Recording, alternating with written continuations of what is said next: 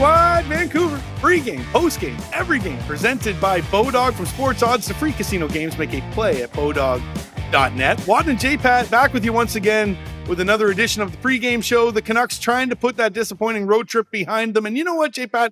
They need some positive mojo right now with everything that is swirling around this organization.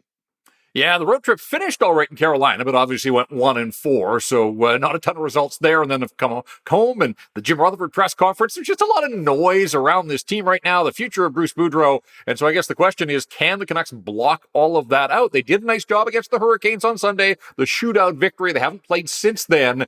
And we know that those first game back home after a long road trip, those are always have been a challenge for the Vancouver Canucks. So facing Tampa tonight, that's not going to be easy. Let's get to the lineup change presented by Delaney's OK Tire out there on Fraser Highway in Langley. Looks like Spencer Martin's going to get the start in goal. JPat, any other changes that we should expect? I think they're coming back with the same lineup of skaters that beat Carolina, and that's a reward for the guys that punch the clock at the end of a road trip, and, that one makes sense to me. So Travis Dermott has been out of the lineup for a couple of games, got injured on the road trip. He practiced looking like he might play, but the morning skate, he was one of the extra defensemen, so I think they're coming back with the same 6 defenders that they used in Carolina and the same 12 forwards. So Garland with Horvat and Miller. It means that Besser and Pettersson are together once again with McCabe on their wing, and Andrei Kuzmenko. And I saw a picture online that his parents are in town coming in to check out Kuzi here. He's going to be on that third line with Sheldon Dries and Jack Studnicka. So we'll see if Andrei Kuzmenko performs for his parents and can find a way to put the puck in the back of the net. But Spencer Martin's interesting to me.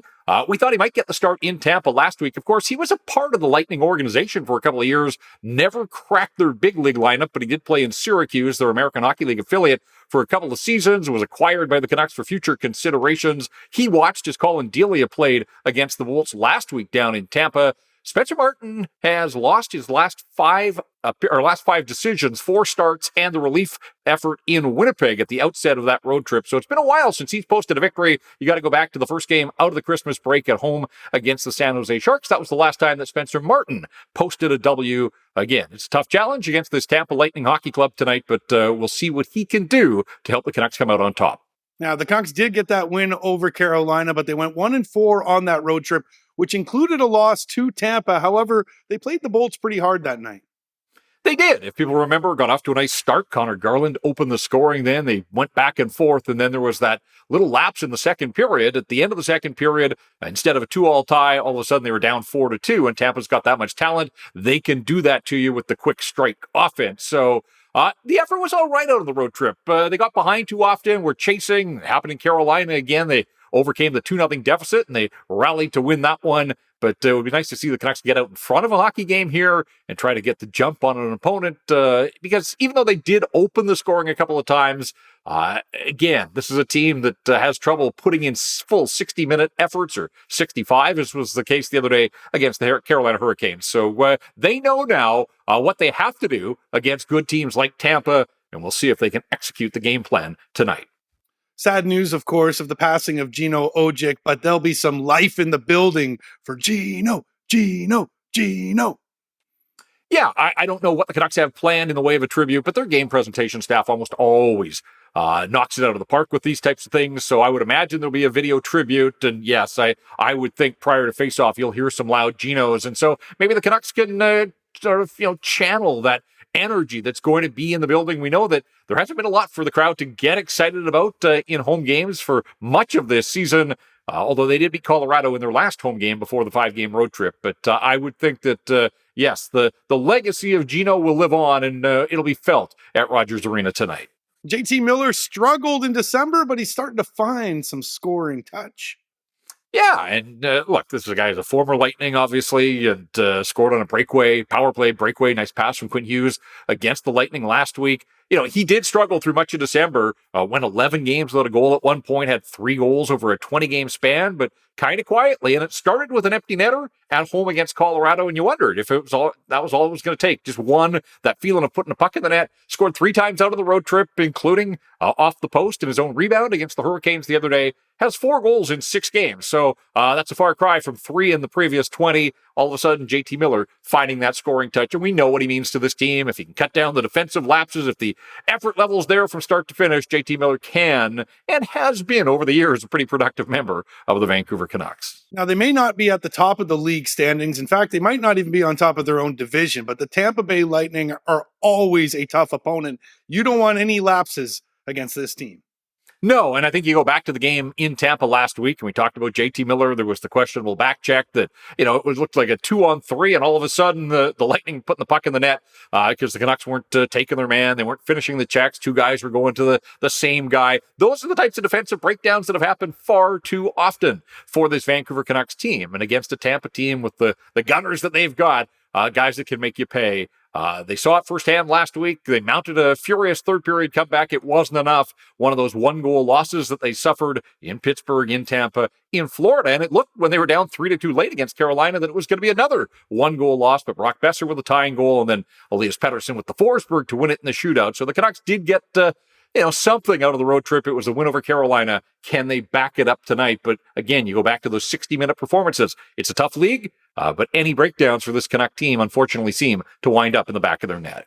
Let's take a look at Tampa now, as Lightning has been striking for them as of recent play. They've won 4 in a row, and they snapped this red-hot Seattle Kraken's 8-game winning streak.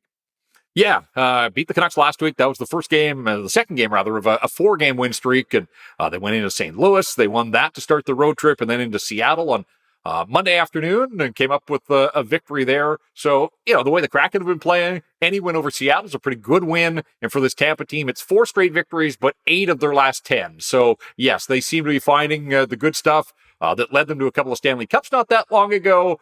They remain a very talented team, and I think one that we're going to hear from come playoff time. And so, yes, the Canucks know firsthand from last week that this is a potent offense. They're going to have to be on their best to try to find a way to beat Tampa tonight. Yeah, but a first of a back-to-back for the Lightning, as they'll be in Edmonton tomorrow. Yeah, this road trip continues out of Vancouver into Edmonton and then on to Calgary on Saturday night, Hockey Night in Canada. You do wonder, with all the star power that we talk about with this team and the Edmonton Oilers, you could understand if a team was to look past the Canucks just a little bit. So I think that's going to be one of John Cooper's tasks tonight. Remember in the game last week against the Canucks, Steven Stamkos scored his 499th career goal. And then the Bolts spent the entire third period trying to chase history and set him up at every occasion. And it allowed the Canucks to come back because I don't think Tampa stuck to its game plan. So John Cooper's task tonight is to get his guys focused to try to extend their win streak to 5 and not worry about Connor McDavid and Leon Draisaitl and the Edmonton Oilers. That's for tomorrow. Tonight, it's about finding a way to defeat the Canucks for the second time in a week. Canucks are going to have to find a way to get the penalty kill going, as well, as Tampa is second best in the league on the power play, and they torched the Canucks last time these two met. Yeah, so many teams have this season, and the Bolts wanted in on the fun, and they did that. And again, the Canucks got off to a nice start. Were leading for much of the first period, and then a late penalty, and Corey Perry standing his ground in front of the net. They gave him too much time and space. Little deflection there, was able to put the puck home, and that got Tampa rolling in that hockey game. You're right. They would add to that with another power play goal later. This power play now at 28.8%. I know power plays are up around the NHL, but anytime a team is rolling with a power play that's bumping up against 30%, you've got to be on best behavior. So I'm sure the Canucks will stress discipline as they face this second best power play in the National Hockey League that certainly has the potential to make them pay. You want to keep an eye on Nikita Kucherov as well. Already up to 62 points.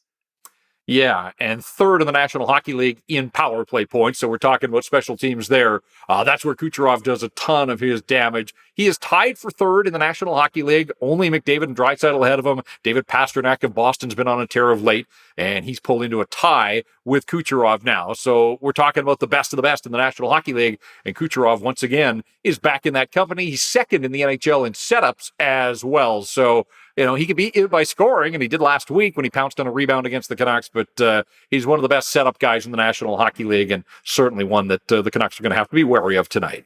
It was a punch that was heard around the NHL. Mikhail Sergachev cold cocking Connor Garland. You think you'll see any retribution tonight from the Canucks?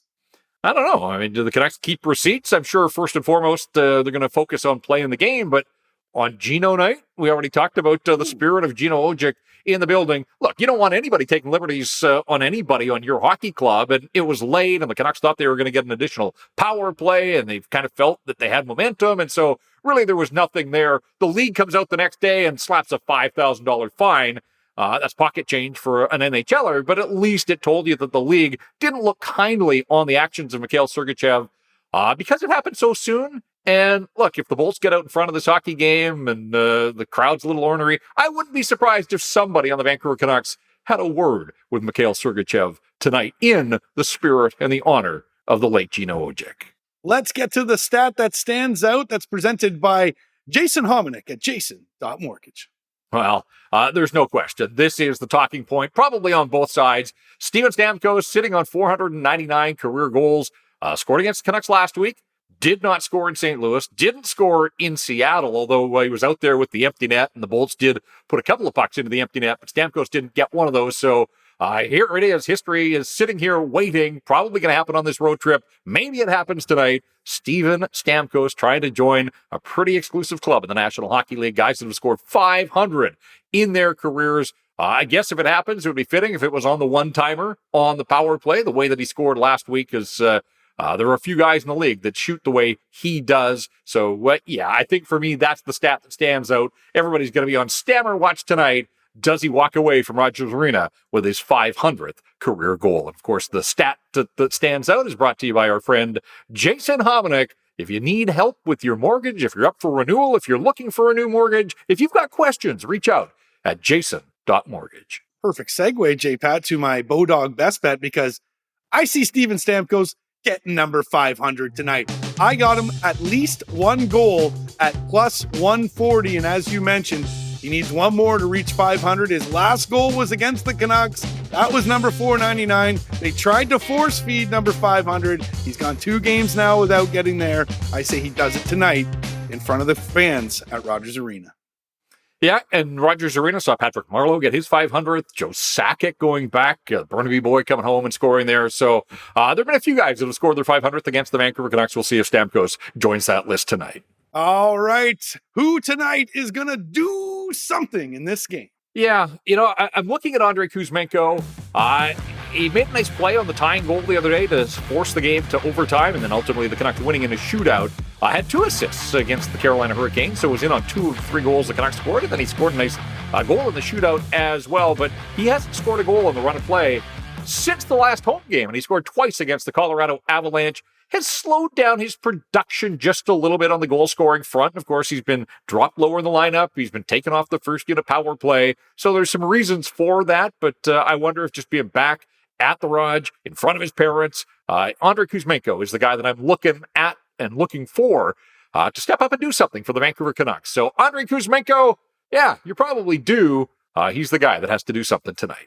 Well, the fans at Rogers Arena are going to want the Canucks to do something as they celebrate the passing of Gino Odjick tonight. See if they can get a W for Gino. This has been another edition of the Rink Wide Vancouver podcast presented by Bodog. For Jeff Patterson, I'm Andrew Wadden. Remember, Rink Wide is the show that always scores.